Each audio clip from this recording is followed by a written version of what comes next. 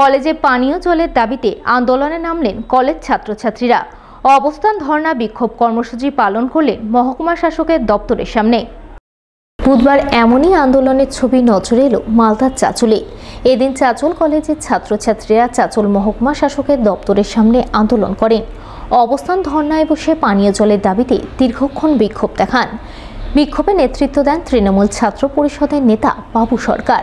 তিনি অভিযোগ করে বলেন, মাস কয়েক আগে জেলা পরিষদের বরাদ্দকৃত অর্থে চাঁচল কলেজে পানীয় জলের সুব্যবস্থার জন্য সাবমার্সিবল পাম্প বসানোর কাজ শুরু হয়, কিন্তু সেই কাজ মাঝপথেই থমকে যায়।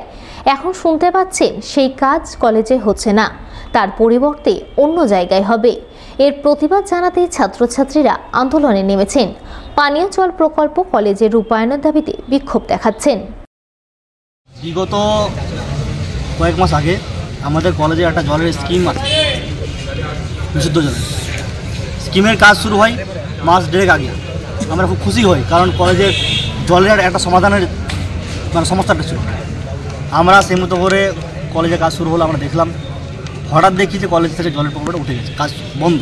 আমাদের কলেজের টিআইসি সবাই প্রত্যেকেই আমরা বিভিন্ন দপ্তরে গেছি, বিভিন্ন জায়গায় গেছি, আবেদন করেছি যে জলটা আপনারা ফিরিয়ে দিন।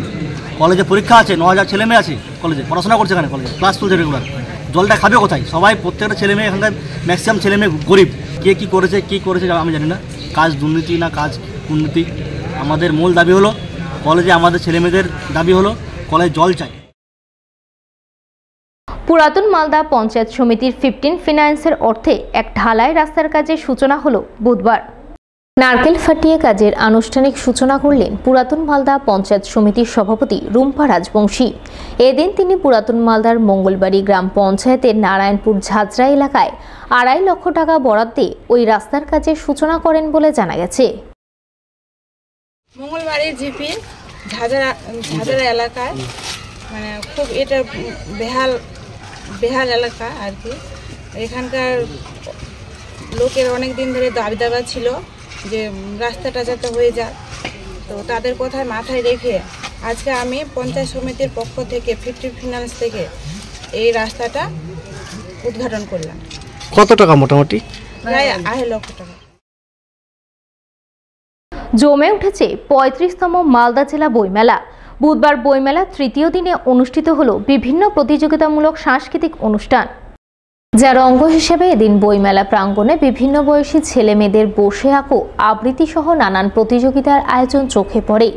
প্রতিযোগিতা পর্ব চলাকালীন বইমেলা প্রাঙ্গণ ঘুরে দেখেন অতিরিক্ত জেলা শাসক জামিল ফতেবা জেবা, বইমেলা কমিটির যুগ্ম আহ্বায়ক প্রসঞ্জিত দাস সহ অন্যান্যরা।